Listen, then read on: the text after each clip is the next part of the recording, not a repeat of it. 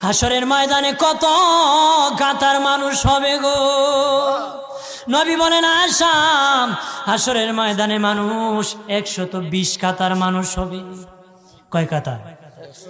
আয়েশা রে, হাসরের ময়দানে 120 কাতার মানুষ হবে। আয়েশা সিদ্দিকা বলেন ইয়া রাসূলুল্লাহ, ইয়া রাসূলুল্লাহ, আমি জানতে চাই আপনি রাসূলুল্লাহর উম্মত কত কাতার হবে?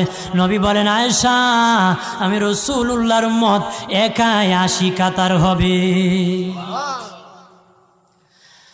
আয়েশা বললেন ইয়া রাসূলুল্লাহ, অগাদিনের নবীজি 80 কাতার দিয়ে আপনার উম্মত হবে, আপনার উম্মতকে কেমনে আপনি চিনবেন?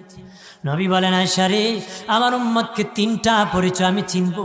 1 নম্বর পরিচয়, আমার উম্মতের কপাল থেকে নূর চমকাবে, নূর চমকাবে।